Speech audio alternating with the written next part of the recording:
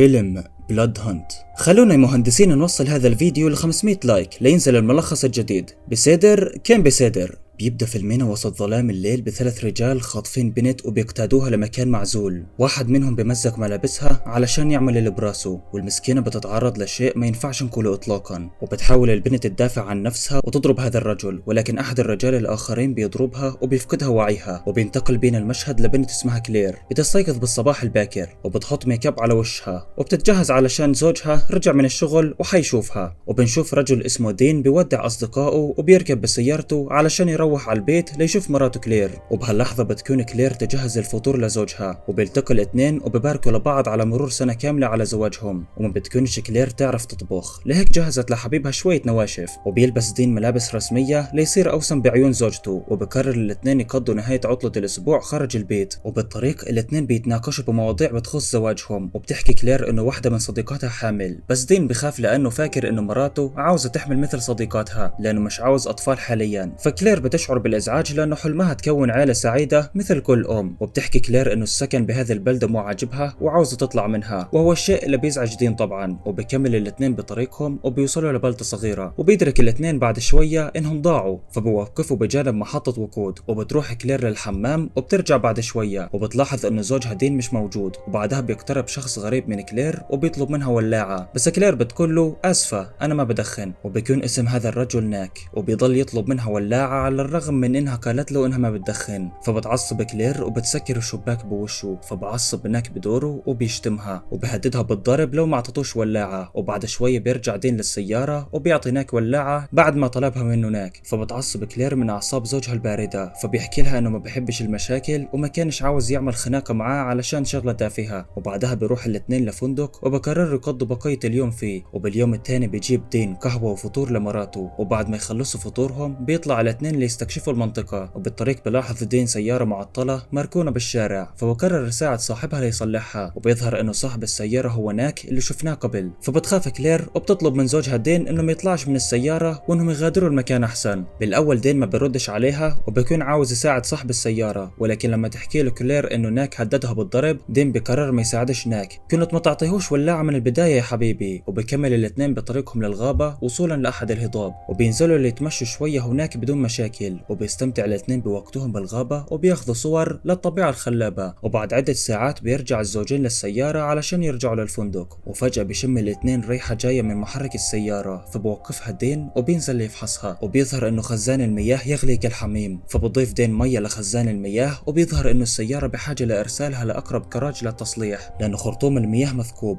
وفجأة بتوقف سيارة ثانية بجانبهم، وبيظهر انه صاحبها اسمه هيث. وبيكون هيث مش لوحده لانه معاه اصدقائه ناك وشخص تاني اسمه جيرد. وبيكونوا غضبانين جدا من دين لانه ما ساعدش ناك اول مرة لما تعطلت سيارته بالطريق، وبيستفزوه اكثر واكثر. وناك عماله يهين بدين ومراته اكثر واكثر، وبحاول دين يضبط اعصابه. بس لما ناك يتهم كلير بشرفها دين بيعصب وبيضرب ناك. فالثلاثة بيتكاثروا على دين وبيضربوه. وبتخاف كلير وبتقفل كل ابواب السيارة، بس الثلاثة بيكسروا الشباك وبيطلعوا كلير منه بالقوة، وبقيدوها من ايديها وشعرها، وبيوعدوها بانها مش حتنسى اللي حيصير معاها طول حياتها. فبيعصب دين وبكون من على الارض وبيضرب ناك مرة تانية، وبياخذ قارورة وبيضربها براس جيرد. وبيركب بالسيارة بسرعة مع مراته وبيحاولوا يهربوا. فبعصب ناك وبقرر يلحق فيهم، وبحاول دين يبعد اكثر ولسوء حظه فالسيارة بتصير ابطأ بسبب ارتفاع درجة حرارة المحرك. وبقرب ناك على سيارة الاثنين اكثر، وفجأة بيشوف دين مدخل طريق فبينحرف عليه بسرعة وبيبعد عن ناك للحظة. وبظن دين وكلير انهم هربوا من ناك، بس ناك خبير وبيعرف يقود السيارة بالمنطقة اكثر منهم بمراحل. وبترتفع حرارة السيارة اكثر واكثر مما يؤدي لابطائها. وبيستغل ناك الفرصة وبيضرب سيارة دين للجانب، فبتنقلب سيارة دين وبيغمى على دين وكلير. وبعد شوية بتصحى كلير وبتحاول تطلع من السيارة، وبتشوف زوجها مغمى عليه. وبيجي لها ناك وبيسحبها من شعرها وبيدخلها بالقوة لمؤخرة سيارته. وبيصحى دين وبيحاول يطلع من السيارة، بس ناك بيكون فوق راسه وبيشوط شلوط برجعه لأحلامه السعيدة. وبعد شوية بيصحى دين مرة تانية وبيسمع صرخات النجدة لمراته كلير، وبيدرك انه تم خطفهم الاثنين بداخل شاحنة لمكان مجهول، وبحاول دين يهدي مراته، وبشوف حقيبة أدوات بالقرب من كلير، فبيطلب دين من كلير إنها تقرب له إياها لعل وعسى يلقى شيء حاد ليقدر يفك بيه قيودهم. وبيلقى الاثنين محط أظافر بالحقيبة، وبحاول دين يقطع الحبل اللي حوالين إيديه، ولكن لسوء الحظ سائق الشاحنة بتوقف، وبكون الثلاثة حيدخلوا على دين وكلير، فبيعطي دين محط الأظافر لكلير وبيحكي لها تخبيه وتنتظر اللحظة المناسبة. وبيوصل الجميع لمزرعة قديمة، وبيشحطوا الاثنين لإسطبل، وبيتم ربط دين بأسياخ حديدية على رقبته علشان ما يتحركش إطلاقا، وبيطلع هناك خوصة وبيهدد كلير فيها، وبيقرر يمزق بنطالها، فبعصب دين وبيشتم ناك، فناك بيقرر يعاقبه، وبيأمر ناك جيرد إنه يغطي فم دين، وبيدير ناك جلن جازولين كامل فوق وجه دين، فبصرخ دين، وبعدها بيحاول ناك يخنق دين، بس بآخر لحظة بقرر ما ينهيش حياته علشان دين يتعذب وهو يشوف مراته واللي حيحصل فيها. وبشيل الثلاثة السيخ الحديدي عن رقبة دين، ولكنهم بالمقابل بعلقوه بحبل من رجوله بتقلب راسه لتحت مثل الذبيحة تمام. وبيعذب هيث دين بكل طريقة ممكنة عقابا ليه على تمرده عليهم، وبهاللحظة بتكون كلير تحاول تقطع الحبل اللي مقيدها بمحط الأظافر، وبالآخر بتقدر تقطعه، وبتدرك إنها ما بتقدرش تساعد زوجها بأي طريقة، فبتتسلى لتهرب بينما هيث هناك بعذبه بدين. بيعمل كل هذا عشانك وآخر شيء بتهربي، ونعم الزوجة. وبلاحظ الثلاثة بعد شوية إنه كلير اختفت، وبينقسم الثلاثة ليبحثوا عنها، وبتجيب جيرد قناص لتساعدهم بالمهمة، وبتكون كلير تستخبى ورا السيارة القديمة، بس جيرد بيكشف محلها وبيطلق النار عليها، وبيشوفها هيث برضه وبيقدر يمسكها، ولكن كلير بتفلت منه وبتضرب وشه بمحط الأظافر، وبتستخبى كلير بالسيارة وبتستعد للهرب، بس لسوء حظها هناك مركب نظام أمان بيمنع أي حد غيره يقود السيارة، لهيك كلير مش هتقدر تهرب لأي مكان. وبجيب جيرد زوجها دين أمامها ليهددوها فيه، وبيكونوا على وشك يقضوا عليه، فبتخاف كلير عليه وبتفتح الباب، فناك بيمسكها مرة تانية وبيكون ناك حيخلص عليها تماما، بس بيقول إنه هذا عقاب خفيف جدا ليها، لازم نخليها تتمنى الموت. وبيرجع الثلاثة دين وكلير للإسطبل، وبيربطوا وجه دين بحبل بقوة ليجبروه يشوف مراته وهم يعملوا معاها تشوك اح، والثلاثة بقرروا مين حيبدأ أول واحد مع كلير، وبقرر ناك إنه هيث حيكون أول واحد لأنه ناك يمكن يخلص على البنت وهو يعمل معاها تشوك اح. وبروح هيث وبيعمل كل اللي عاوزه بكلير، وبيجن دين اللي بيشعر بالغضب الشديد على اللي بيصير بمراته، وبيشعر بالغضب أكثر وأكثر، وبيقدر يفك قيوده بقوة معصمه، وبيهجم على هيث بالمضرب وبيضربه، وبياخذ مراته وبيحمل السكينة من الأرض، وبيطلب دين من مراته إنها تكون هادئة ليقدروا يهربوا من الاثنين الباقيين. وبيرجع جيرد وناك للداخل، فبيركض دين وكلير لسيارة المعتدين بسرعة وبيسرقوها، وبيكتشف ناك وجيرد هروبهم بسرعة، وبيصوب جيرد بقناصه على سيارتهم، وبيبعد دين عن المكان بسرعة، وبيحكي دين لمراته إنهم هيهربوا وحيكون كل شيء بخير، بس بشوف إنه مراته مصابة بطلق ناري ببطنها، فبوقف دين السيارة وبطلع مراته منها، وبيحاول يقدم الإسعافات لمراته. وبلحظة حزن بيكون دين بيحكي لها إنه كل شيء حيكون تمام، بس جرح كلير كان أكبر من إنها تتحمله، وبتسكر عيونها وبتفارق الحياة، فبيشعر دين بالحقد الشديد، وبقرر ينتقم لمراته، وبقود السيارة رجوعا للمزرعة، وبيكون جيرد بهاللحظة يصلح بسيارة دين ليقدروا يلحقوا بيهم ويسترجعوا سيارتهم اللي انسرقت، وبيكون دين يراقب بجيرد من بعيد ويستنى باللحظة المناسبة، وبيقترب أكثر وأكثر منه، وبالآخر بيهاجم جيرد بسكين، بس جيرد بيقاوم وبيضرب دين، وبيمسك جيرد حزام الأمان ليخنق فيه دين، وبيقدر دين يمسك السكينة مرة تانية ويضربها برجل جيرد الكلب، وبيقدر يسبب له ضرر كبير، وبيطلع من السيارة، وبحاول جيرد يلحق بدين، بس دين بيتحول لوحش وبيخلص على جيرد بكل وحشية بباب السيارة، وبيجهز دين نفسه للمعركة القادمة، وبشوف جثة صاحبه جيرد، فبخاف هو وصاحبه ناك، وبيدركوا انه دين رجع لعندهم لياخذ بثاره منهم، وبيفترقوا الاثنين ليدوروا على دين، وبيكون دين مستعد لينقض على هيث، وبيمسك دين كريك وبيهاجم فيها رجل هيث وبيسبب له ضرر كبير، وبعدها بيضربه بالكريك على راسه، بس هيث مثل الخنزير تمام ما بموتش وبكمل زحف، وبيعصب دين وبيمسك السكينة وبحطها بطيبة قلب هيث وبيرسله للعالم الآخر، وما بيفضلش لدين غير ناك ليقضى عليه، فبيروح لإسطبل الخيول، وهناك بيشوف ناك بيحاول يمحي كل الأدلة على جريمتهم، فبعصب دين وبيهجم فورا على ناك الراس الكبير، بس ناك بيقدر يبعده عنه، وبيمسك ناك القناص وبيطلق النار على دين وبيصيبه، وبيهجم ناك عليه وبيحاول يخنقه، بس دين بيقدر يمسك قطعة معدنية حادة من الأرض وبيهاجم فيها ناك براسه مرة تانية، وبعلق دين ناك من فوق لتحت مثل الذبيحة، وأترك لكم الخيال لما سيفعله دين بناك. لو عاوز تشوف إيش حيحصل رابط الفيلم في التعليق المثبت. وبعدها بيطلع دين من المكان بعد ما أخذ بثاره منهم. ولهنا بيخلص ملخص هذا الفيلم الرهيب. لو عجبك هذا الملخص يا مهندس ما تنساش الاشتراك وتفعيل زر الجرس واللايك إذا عجبك الفيديو، وما تنساش تتابع صفحة مهندس الملخصات على الفيسبوك واللي حيكون رابطها بالوصف، وبرضه ما تنساش تتابع صفحة وسكر على الفيسبوك اللي بعمل عليها بثوث مباشرة على الساعة 9 كل ليلة. وبشوفكم على خير بالملخصات الملخصات القادمة. كان معكم أخوكم عرسان من قناة مهندس الملخصات.